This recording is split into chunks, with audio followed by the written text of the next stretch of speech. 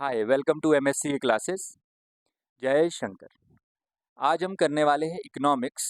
Economics में हम करेंगे law of demand. Law of demand बहुत ही इंपॉर्टेंट टॉपिक है, ये पेपर में आता ही आता है और बच्चों के कुछ मार्क्स इसमें कट जाते हैं। अटेम्प्ट सारे करते हैं, बट ये मार्क्स कैसे बचाए जाए, फुल मार्क्स इसमें कैसे लिए जाए।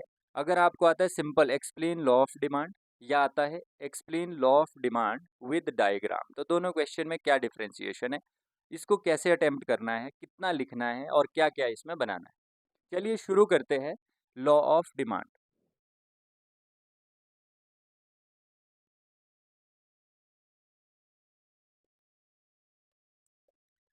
बेटा जैसे मैंने आपको बताया है, जब हमने एक क्वेश्चन डिस्कस किया था, is economics is a science और एन आर्ट, तो मैंने बोला था it is both science as well as an art. तो साइंस अगर है, इसका मतलब साइंस में तो बहुत सारे लॉज होते हैं, तो इसका मतलब इकोनॉमिक्स में भी बहुत सारे लॉज होते हैं। उन्हीं में से लॉ ऑफ डिमांड एक लॉ है, और उसमें ये लिखा होता है साइंस में कि वैलिडेशन कर सकते हो आप कभी भी लॉ के, जो उसमें दिया वो सही होगा। वैसे इकोनॉमिक्स में भी होता है। तो वो क्वेश्चन जिसने देखना है कि इकोनॉमिक्स इज साइंस और एन आर्ट, तो वो देख सकते हैं। और आपको मिल जाएगा बेटा, अ, इसकी वीडियो मैंने ऑलरेडी अपलोड की है। उसके बाद जो एक लॉ हमने उठाया है वो है लॉ ऑफ डिमांड। ये बहुत बार पेपर में आता है। चलिए कैसे लिखना है इसको। Law of demand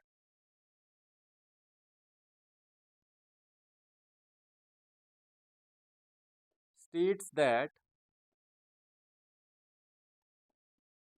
other things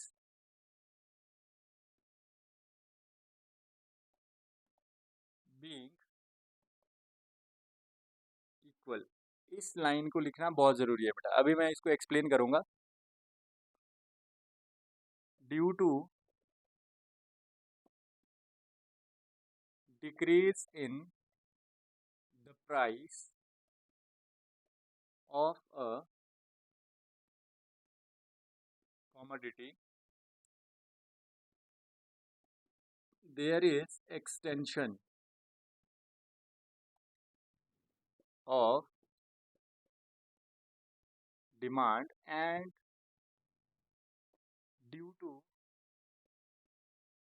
increase in the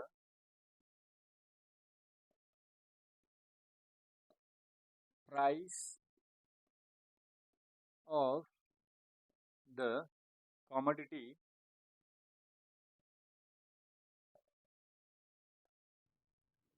there is contraction of demand।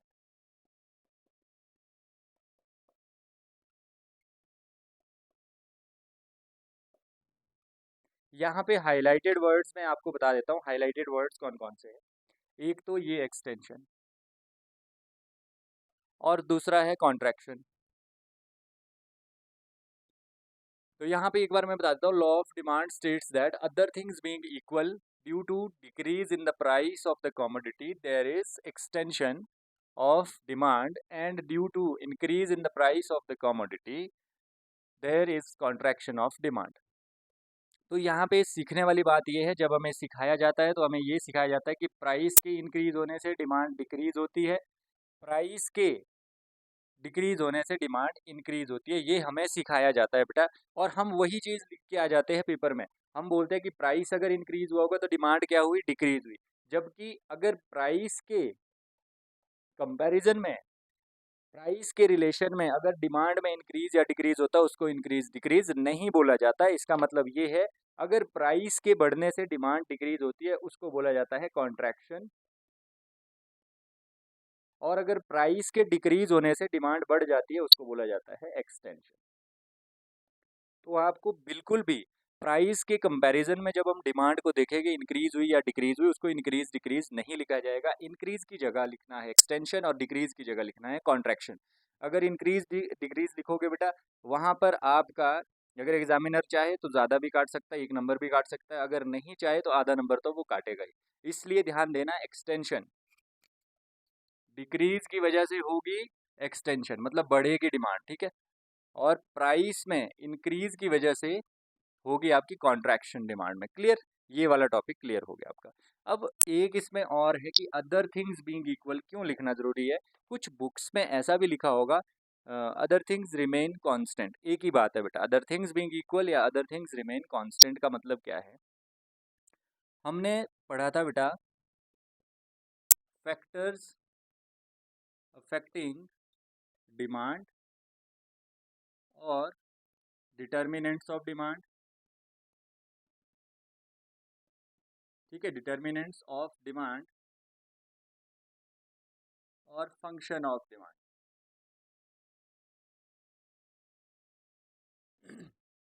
अब ये वो डिटर्मिनेंट्स थे बेटा, जैसे हम ऐसे लिखते थे D X is the function of P X P R Y T and ई।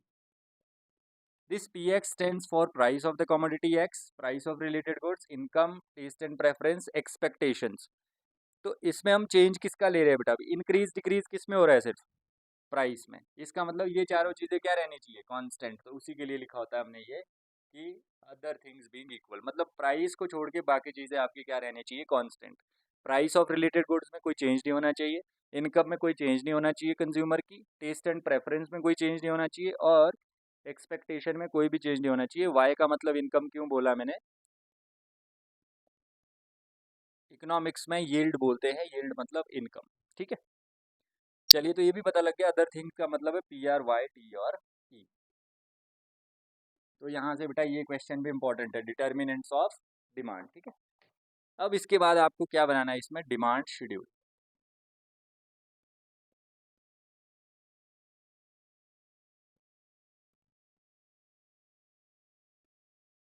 यहाँ लिखना है पी एक्स, यहाँ लिखना है क्यू एक्स, क्वान्टिटी, ठीक है। यहाँ लिखना है क्यू एक्स। तो प्राइस, मान लो आप आइसक्रीम परचेज कर रहे हो, जब प्राइस 1 था ना बेटा, प्राइस जब 1 था तो आपने 4 आइसक्रीम लिए, प्राइस जब 2 हुआ तो 3 लिए, प्राइस जब 3 हुआ तो आपने 2 लिए, जब प्राइस 4 हुआ तो आपने 1 लिए। इसका मतलब क्या हुआ? प्राइस जैसे जैसे इंक्रीज हो रहा है, आपकी क्वांटिटी डिमांडेड क्या हो रही है? डिक्रीज हो रही है। Is it clear? तो इनवर्स रिलेशनशिप, जो भी एग्जांपल लोगे, जरूरी नहीं है 1 2 3 4 4 3 2 1 ये करना है। एग्जांपल कुछ भी ले सकते हो बेटा, 10 20 30 40, 40 30 20 10। बट प्रॉब्लम है कि इसमें इनवर्स रिलेशन बनाना जरूरी है। लॉ ऑफ डिमांड का मतलब है इनवर्स रिलेशन, कि प्राइस के बढ़ने से डिमांड क्या होगी? कॉन्ट्रैक्ट्स होगी, और प्राइस के घटने से डिमांड क्या होगी? एक्सटेंड होगी। तो वो यहाँ पे रिलेशन बनना चाहिए। अब इसी का आप क्या बनाओगे? डिमांड कर्व बनाओगे। अब डिमांड कर्व कैसे बनेगा? 1 2 3 4, 1 2 3 4।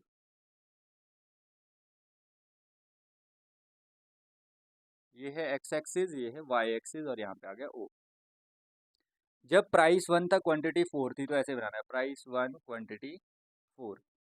जब प्राइस 2 है तो क्वांटिटी 3 है, तो प्राइस 2 क्वांटिटी 3। जब प्राइस 3 है, क्वांटिटी 2, प्राइस 3 क्वांटिटी 2। जब प्राइस 4 है, क्वांटिटी 1, प्राइस 4 क्वांटिटी 1। फिर इसको मिला देना, ये पॉइंट्स जो है आपके पास बेटा एग्जैक्ट मिलेगा। ये यहाँ पे तो थोड़ा सा है ना। तो ये बन गया आपका डिमांड का। क्या बन गया ये? डिमांड का बन गया। यहाँ क्या लिखोगे बेटा? प्राइस इस साइड है ना, यहाँ पर लिखोगे प्राइस पी एक्स, ठीक है। एक्स का मतलब होता है कॉमोडिटी, की कोई कॉमोडिटी ली है आपने जिसके बारे में आप बात कर रहे हो। यहाँ लिखोगे क्वांटिटी क्यू एक्स। इसके भी मार्क्स कटते हैं बेटा। अगर आपने प्राइस और क्वांटिटी आपने मेंशन ही नहीं किया कि एक्स एक्सिस पे क्या दिखाया, वाई एक्सिस पे क्या दिखाया, डायग्राम बना भी दिया, तब भी इसके मार्क्स नहीं मिलेंगे। अब आपको थोड़ा सा एक्सप्लेन करना है इसको। Is it clear?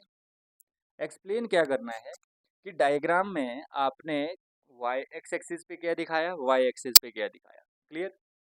और डिमांड जब इतनी थी तो इतनी थी, मतलब there is inverse relationship. Explanation में एक चीज लिख लेना, there is inverse relationship between price of the commodity and quantity demanded of that commodity. इतना लिख लेना एक्सप्लेनेशन में, और ये लिख लेना एक्स एक्सिस पे क्या है, वाई एक्सिस पे क्या है। उसके बाद लिखनी है बेटा एजम्पशंस। अभी तक जब मैं इतना सारा पढ़ा रहा हूँ ना बेटा, कुछ बच्चों के दिमाग में ये भी आया होगा, सर ऐसा थोड़ी ना होता कि हमेशा प्राइस अगर गिर रहा है तो क्वांटिटी बढ़ेगी, और प्राइस अगर बढ़ रहा है तो क्वांटिटी गिरेगी। इसका कई बार ऐसा भी तो होता है बेटा। हम शोरूम में जाते हैं, हम ज्वेलरी परचेज करते हैं, डायमंड, प्लेटिनम, कुछ भी, उसके प्राइसेस जितने हाई होंगे लोग उतना ज़्यादा परचेज करते हैं उसको, ऐसा क्यों? वो उसके एक्सेप्शंस है बेटा। बट यहाँ पे लॉ ऑफ डिमांड कब फॉलो करेगा, ये कंडीशनल है। कंडीशनल क्या बोला इसने? कंडीशन को बोलते हैं हम एजम्पशन इकोनॉमिक्स में, ठीक है। Exceptions are different. एक्सेप्शंस मतलब जहाँ पे लॉ ऑफ डिमांड फॉलो नहीं करेगा, जो हम बोल रहे हैं कि प्राइस के बढ़ने से क्वांटिटी कम होती है और प्राइस के घटने से क्वांटिटी बढ़ जाती है, क्वांटिटी डिमांडेड, वो फॉलो होगा तो वो लॉ ऑफ डिमांड है, नहीं फॉलो होगा तो exceptions of law of demand की ये फॉलो नहीं होगा। बट जब लॉ ऑफ डिमांड होगा तो उसमें सबसे पहले ये, फिर ये, फिर ये, उसके बाद एजम्पशन। फिर से देखो बेटा क्या था वो, D X is the function of P X, P R, Y, T and E. पता है क्या करना है आपको? पी एक्स को छोड़ के यहाँ से आगे सब में लिखना है। पहले लिखना है price of related goods remain constant, पहला बन गया assumption. Income of the consumer remain constant, दूसरा बन गया। तीसरा, no change in taste and preference, चौथा assumption. Expectation, no future expectation, तो चार एजम्पशन इसके हो गए और ये यहीं से निकल कर आए। इसी के साथ बेटा अगर आपने इस तरह से इस क्वेश्चन को अटेम्प्ट किया तो आपका आधा नंबर भी एग्जामिनर नहीं काट सकता। बस शर्त ये है कि ये आपका डायग्राम बहुत नीट एंड क्लीन बनना चाहिए और जो लिखा गया है उसका ध्यान रखना है। इंक्रीज डिक्रीज डिमांड के साथ यूज़ नहीं करना। जब प्राइस के कंपैरिजन में डिमांड इंक्रीज या डिक्रीज होती है उसकी जगह इंक्रीज की जगह एक्सटेंशन लिखते हैं, डिक्रीज की जगह कॉन्ट्रैक्शन लिखते हैं। इसी के साथ लॉ ऑफ डिमांड आपका कंप्लीट हुआ। चलिए मिलते हैं नेक्स्ट वीडियो में अगले इम्पोर्टेंट क्वेश्चन के साथ।